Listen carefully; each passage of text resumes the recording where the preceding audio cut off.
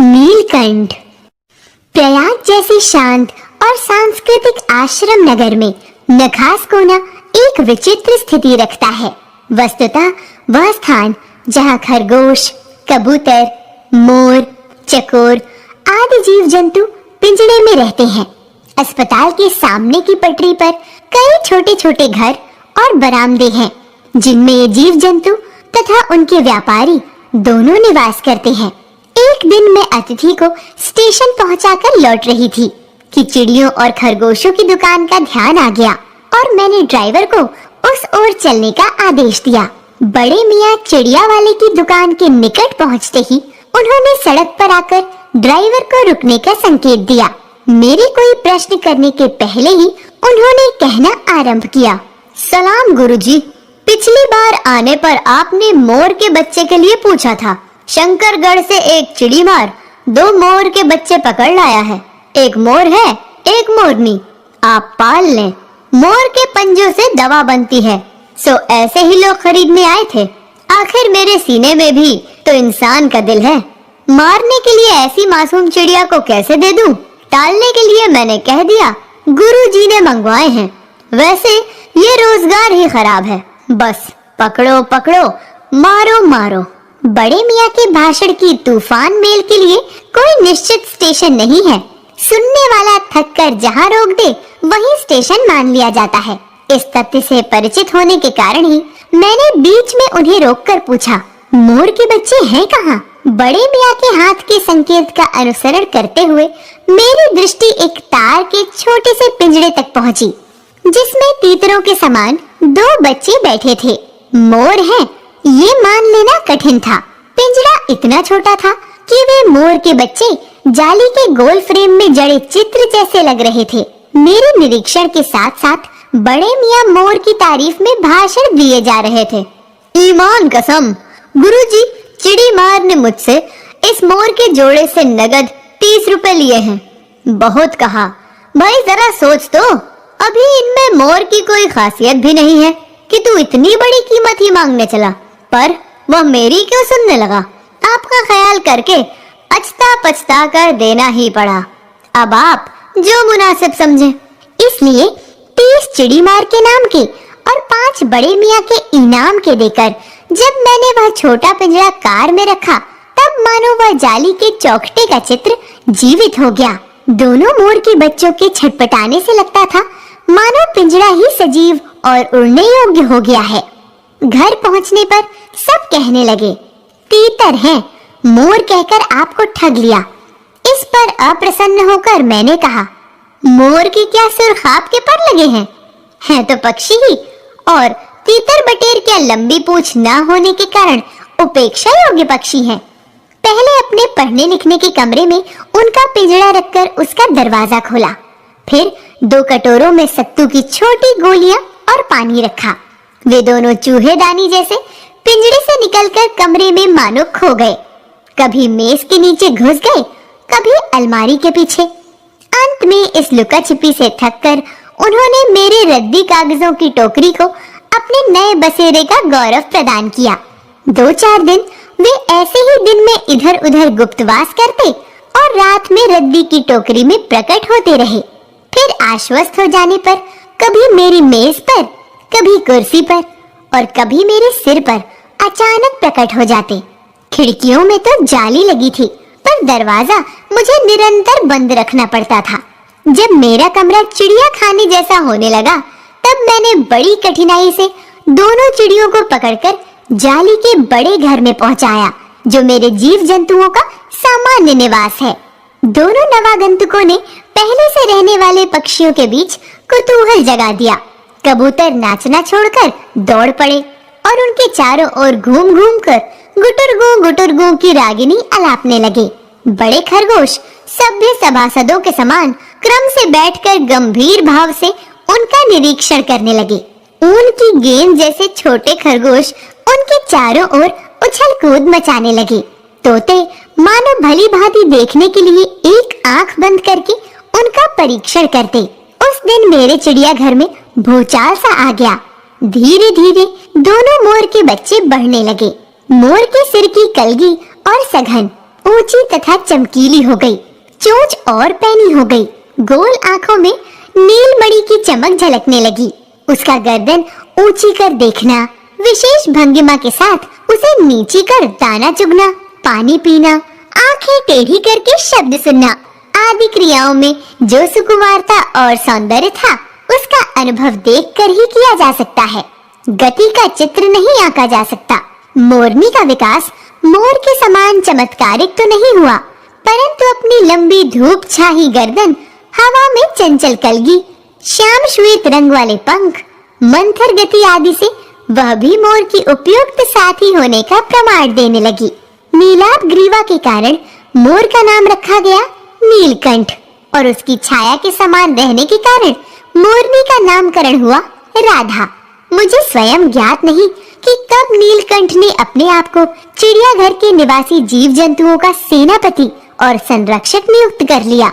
सवेरे ही वह सब खरगोश, कबूतर आदि की सेना एकत्र कर उस ओर ले जाता जहां दाना दिया जाता है और घूम घूम कर मानो सबकी रखवाली करता रहता। किसी ने कुछ गड़बड़ की नहीं और वह अपने तीखे चचु प्रहार से उसे दंड देने दौड़ा। खरगोश के छोटे और शरीफ बच्चों को वह चोंच से उनके कान पकड़कर ऊपर उठा लेता था और जब तक वे चिल्लाने न लगते उन्हें अधर में लटकाए रखता। कभी कभी उसकी पैनी चोंच से खरगोश के बच्चों का कर्णवेद संस्कार हो जाता था, पर वे फिर कभी उसे क्रोधित होने का अवसर न देते थे। सजा के समान ही उन जीव जंतुओं के प्रति उसका प्रेम भी असाधारण था। प्रायः वह मिट्टी में पंख फैलाकर बैठ जाता और वे सब उसकी लंबी पूंछ और सघन पंखों में छुआ छुआवल सा खेलते रहते थे। एक दिन उसके अटूट स्नेह का हमें ऐसा प्रमाण मिला कि हम विस्मित हो गए। कभी कभी खरगोश, कबूतर आदि सांप के लिए आकर्षण बन जाते थे और यदि जाली के घर में पानी निकलने के लिए बड़ी नालियों में से कोई खुली रह जाए तो उसका भीतर प्रवेश पा लेना सहज हो जाता है। ऐसी ही किसी स्थिति में एक सांप जाली के भीतर पहुंच गया। सब जीव जंतु भाग भाग कर इधर उधर छिप गए। केवल एक शिशु खरगोश सांप की पकड़ में आ गया। निगलने के प्रयास में सांप ने उसका आधा पिछला शरीर तो मुंह में दबा रखा था। शेष आधा जो बाहर था उससे ची ची का स्वर भी इतना तीव्र नहीं निकल सकता था कि किसी को स्पष्ट सुनाई दे सके। नीलकंठ दूर ऊपर झूले में सो रहा था। उसके चौकन्ने कानों ने उस मंद स्वर की व्यथा पहचानी और वह पूंछ पंख समेटकर सर्र से एक पल में नीचे आ गया। संभवतः अपनी सहज चेतना से ही उसने समझ लिया होगा कि सांप को फन पर चोंच मारने से खरगोश भी घायल हो सकता है। उसने सांप को फन के पास पंजों से दबाया और फिर चोंच से इतने प्रहार किए कि वह अधमरा हो गया।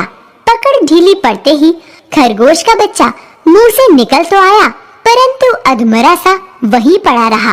राधा ने सहायता देने की आवश्यकता नहीं समझी, परंतु अपनी मंद केका से किसी असामान्य घटना की सूचना सब ओर फैला कर दी।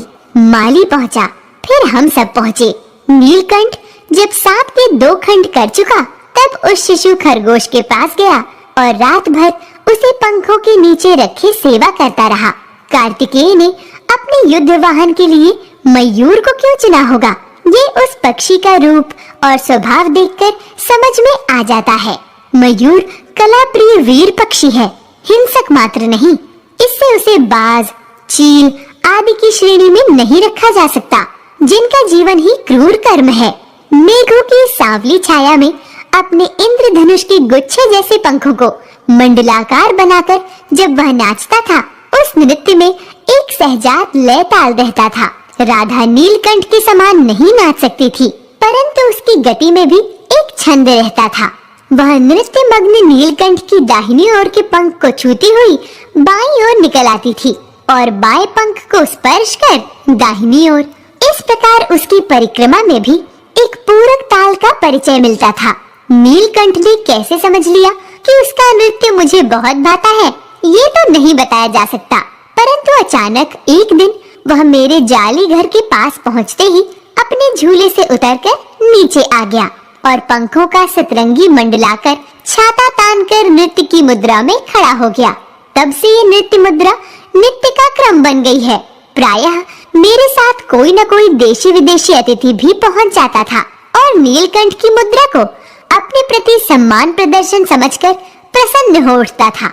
कई विदेशी महिलाओं ने उसे परफेक्ट जेंटलमैन की उपाधि दे डाली। जिस नुकीली पैनी चोंच से वह भयंकर विषधर को खंड खंड कर सकता था, उससे मेरी हथेली पर रखे हुए भुने चने ऐसी कोमलता से हौले हौले उठाकर खाता था कि हंसी भी आती थी और विस्मय भी होता था। फलों के वृक्षों से अधिक उसे पुष्पित और पल्लवित वृक्ष अच्छे लगते थे। बसंत में जब आम के वृक्ष सुनहली मंजरियों से लद जाते थे, अशोक नए लाल पल्लवों से ढक जाता था, तब जाली घर में वह इतना अस्थिर हो उठता था कि उसे बाहर छोड़ देना पड़ता। पर जब तक राधा को भी मुक्त न किया जाए, वह दरवाजे के बाहर ही उदास खड़ा रहता। नीलकंठ और राधा की सबसे प्रिय ऋतु तो वर्षा ही थी। मेघों के उमड़ आने से पहले ही वे हवा में उसकी सजल आहट पा लेते थे और तब उनकी मंद्र कीका की गूंज अनुगूंज तीव्र से तीव्रतर होती जाती।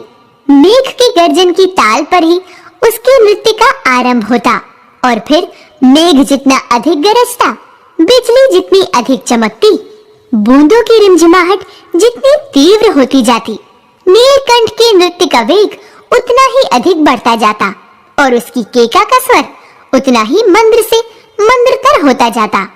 वर्षा के थम जाने पर वह दाहिने पंजे पर दाहिना पंख और बाएं पर बायां पंख फैलाकर सुखाता।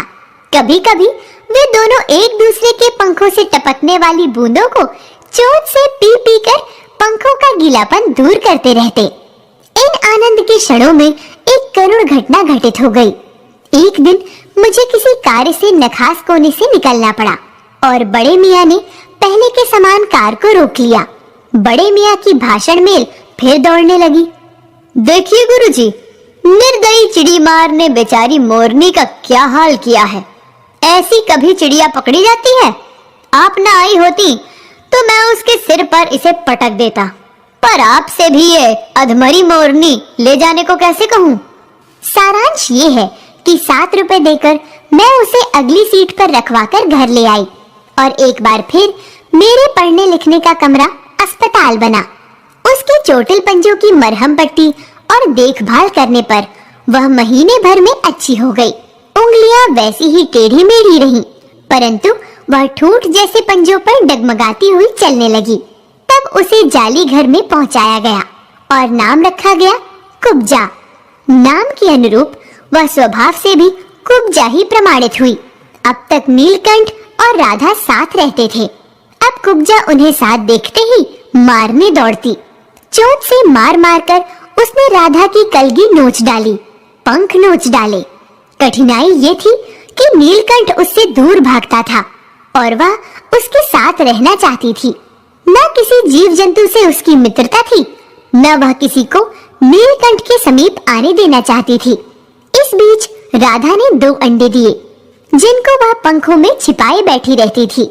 पता चलते ही कुब्जा ने चोंच मार मार कर राधा को ढकेल दिया और फिर अंडे फोड़कर ठूंठ जैसे पैरों से सब ओर छितरा दिया। हमने उसे अलग बंद किया तो उसने दाना पानी छोड़ दिया और जाली पर सिर पटक पटक कर घायल कर लिया।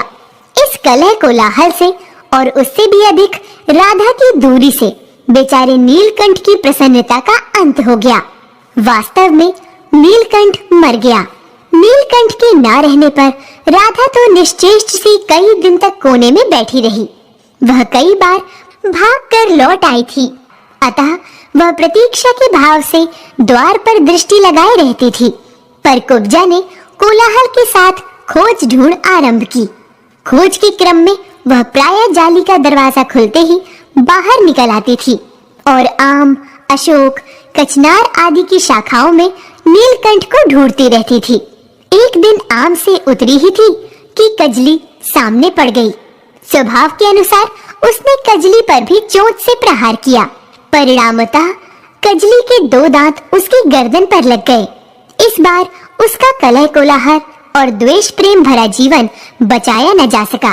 परंतु इन 3 पक्षियों ने मुझे पक्षी की प्रकृति की विभिन्नता का जो परिचय दिया है, वह मेरे लिए विशेष महत्व रखता है।